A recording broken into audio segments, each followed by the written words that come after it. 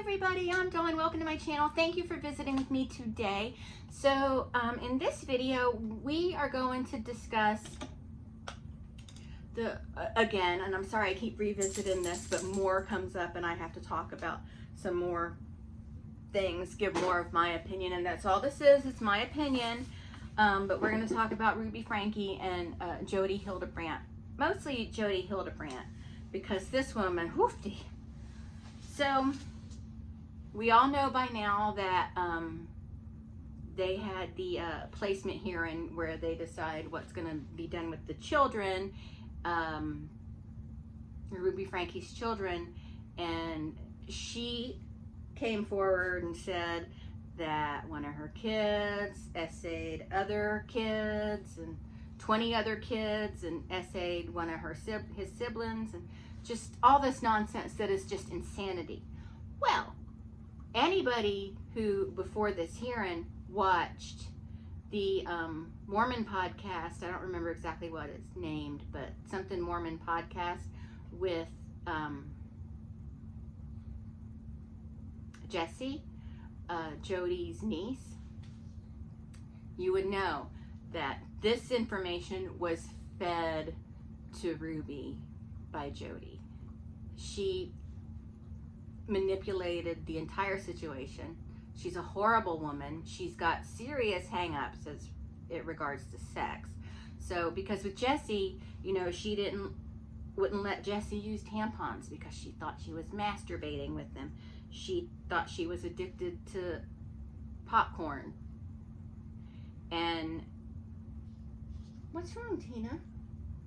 And what else was it? Just ridiculous stuff that and she thought she had an abortion. She didn't even you know, it was just all of this stuff regarding sex, you know what I mean? She has serious hang-ups when it comes to sex. I've seen video clips of her talking about you know, people watching popcorn and you know, homosexuality and all this stuff. And then people have come forward saying, you know, if you look at popcorn one time, you're an addict, you know what I mean? And just ridiculous things she's saying that just show she has hang-ups. She's the one with the hang-ups, you know.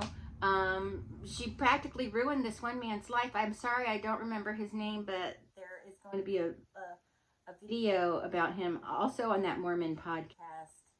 I don't know if it's going to be tonight or tomorrow night, but I know it's soon, and I am interested in watching that.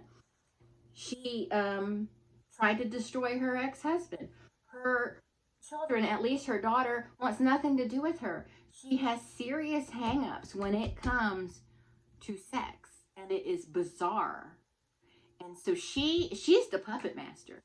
Like, she took a woman like Ruby Franke, someone who's seemingly strong-willed, but is really just a weak shell, just something she could mold into what she wants. And she targeted her, and she's like, I'm going to use her and turn her into what I want, and then I'm going to destroy her children. Why she wants to do this, I don't know. I think it's because of her hang-up she has inside of her, that it's rewarding for her to do this to other people, so then she doesn't have to face the fact that there's something going on inside of her that maybe she has feelings she thinks are unnatural, but instead of facing them and owning up to the fact that you're born the way you're born, she's victimizing people. So she is putting that power somewhere instead of just accepting that what I guess she would consider a deep, dark secret inside of her. Something, she's got serious shame for something she doesn't have to feel shame for. If my suspicions are correctly, I'm not going to voice them right now, but I've noticed a lot of other people have these suspicions too. And she has significant shame for it. And so rather than face the facts and deal with it, she's victimizing other people and forcing them to admit that they're all these things, that they're popcorn addicts and that they masturbate constantly, they're addicted to masturbation, and that they, I don't know what, I don't know what, just any number of things that's related to sex. She's got real hang-ups there, and I think I know why, but I'm not going to speak that into the universe because I know other people think the same thing. And yeah, I don't know. She's an evil woman. She's an evil, evil woman. Uh, these people who like to spend their lives hiding from who they are, they tend to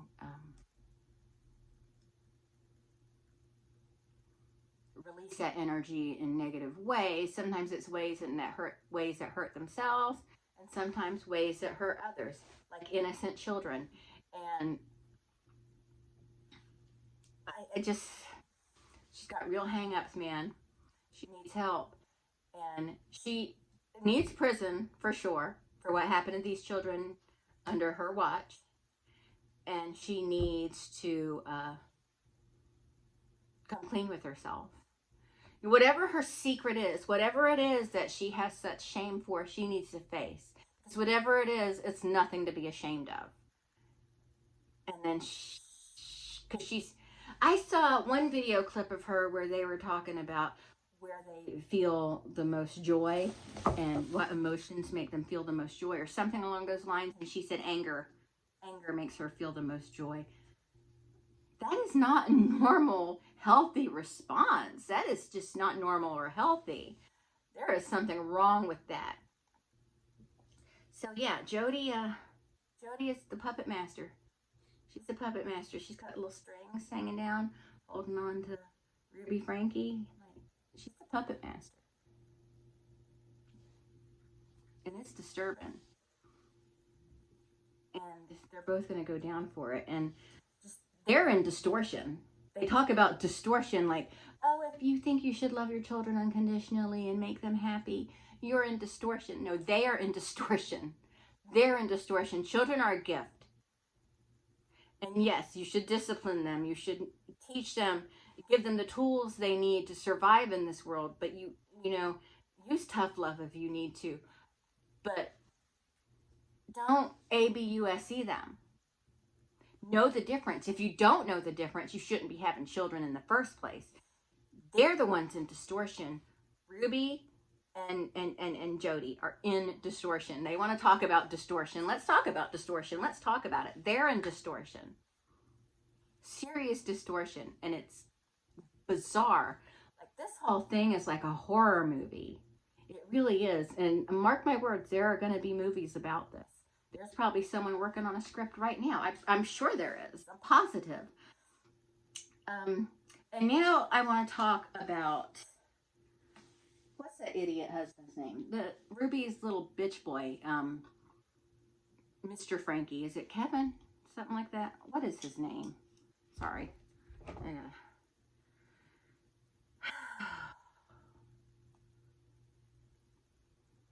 Sorry, I just got to get his name. I can't remember his name. That's how much of an impact he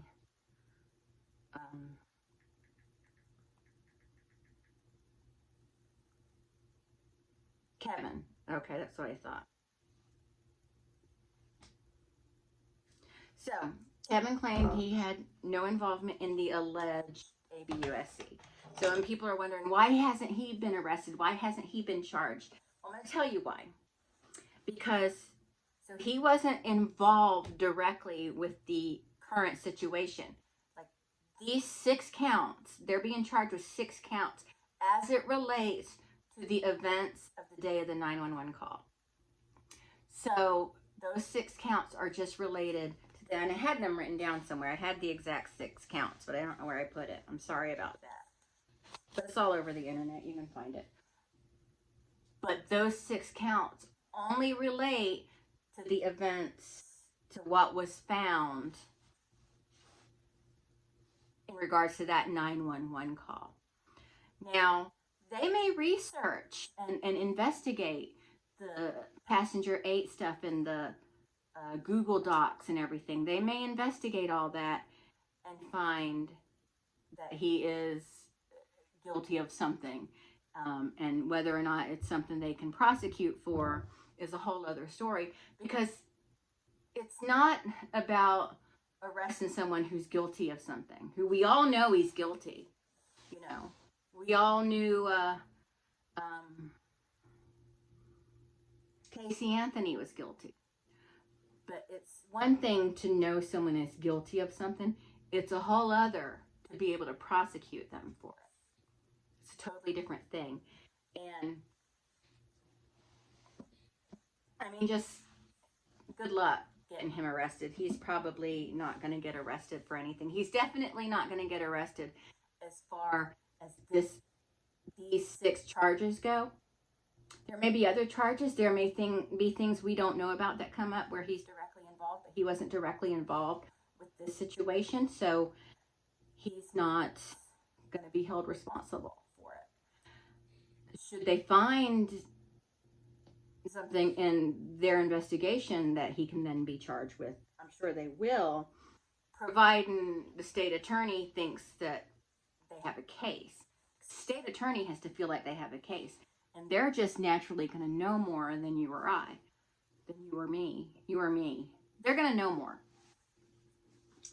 And they're just not going to prosecute him because he let his wife get away with taking his kid's bed away for 7 months. They're probably not going to prosecute for that. Was it heinous? Yes. Was it CA? I think it was. Was it extreme? Again, I think it was. Are they going to prosecute him for sending Chad to the wilderness camp? It's a legal camp, so no. You know, he is whipped. He is Ruby's little bitch boy. So yeah. They're probably not going to find anything to charge him with. I really don't think so. And as far as Ruby goes, I don't think that I don't think she's going to get much time. It's her first offense. I mean, watch the Misery Machine. See how easy those people get off, you know? And they're mostly not rich.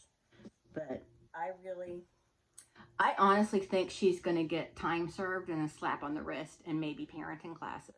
I honestly think that. I don't think she's going to get hard time. I think Jodi might, because I think the more that comes out in this investigation, they're going to find out how responsible she is for all of this. So Jodi very well might. I'm hoping that Jessie will be able to testify and tell her story in court, but a good lawyer can get her testimony thrown out, you know. A good lawyer can get the 8-passenger content thrown out if anyone's thinking about including that in it. A good lawyer can get that thrown out, you know. So if we're looking at past offenses, they're probably not going to be admissible. If they have any kind of lawyer, they're probably not going to be admissible at all, the material from 8 passengers and stuff.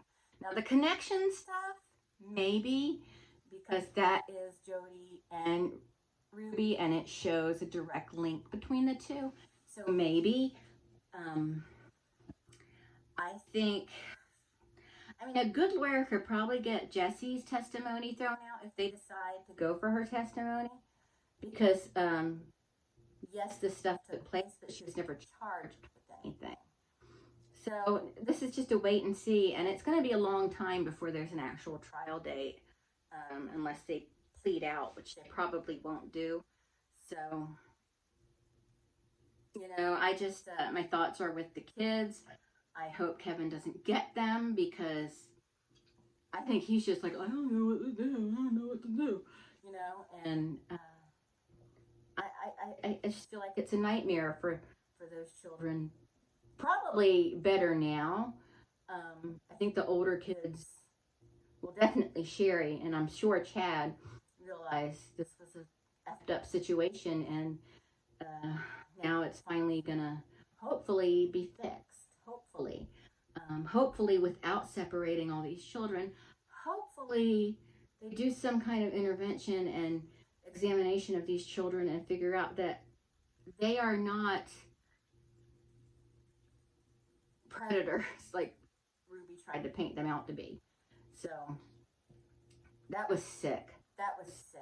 So, and that is all Jodi. Jodi did that. So hopefully they'll be able to get that handled. You know, Jodi, like the things Jodi has said and done, it reminds me of my mother in a lot of ways. Not to that extreme. My mother was nowhere near as bad as Jodi, but I couldn't use tampons because only whores use tampons. And I couldn't participate in ROTC because only the offensive term for lesbians that starts with D and rhymes with bikes, only they joined the military. And everything was a secret. Keep the secrets. And God forbid if I said anything to anybody. Oh my God. You know, you don't need to talk. And every word out of my mouth was a lie. As far as my mom was concerned, every word out of my mouth was a lie. And what else? She didn't believe in mental health, like getting, seeing psychologist or psychiatrist. She didn't believe in any of that. You know, I fell and broke my arm. And I've told all this before on my channel, but probably not to this audience. But one day my mom was calling me and I heard her because she was like, "Ah!" You know, you could hear her across the freaking hemisphere. And so I was heading home. I was on my roller skates and I was heading home and I fell and I broke my arm. And I tried to get home, but I was on my skates and I couldn't take my skates off so I could walk because my arm hurt so bad. And I was holding my arm and I was like, you know, and they ran home.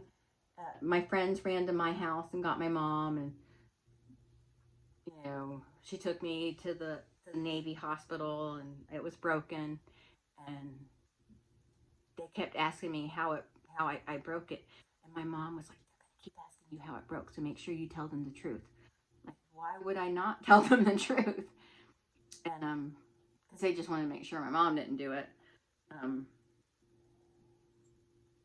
then when we left, when my mom was driving me home that night, she was saying God was punishing me with that broken arm because I wasn't listening to her and come home when she called me, which was ridiculous because I was on my way home when she called me, and it's ridiculous anyway. So yeah, God was punishing me for that. And then the day I got my cast off, I got hit by a car, and I was told I could lay there till my dad gets home. No, not a car, a motorcycle. I was hit by a motorcycle. Did I say motorcycle? Yeah, I was hit by a motorcycle, and I was like, that was something. She was something else, but, you know, she was who she was, but at least she wasn't Jodi or Ruby. But anyway, that's it. I'm going to go. Thanks so much for watching. I'll talk to everyone later. Bye.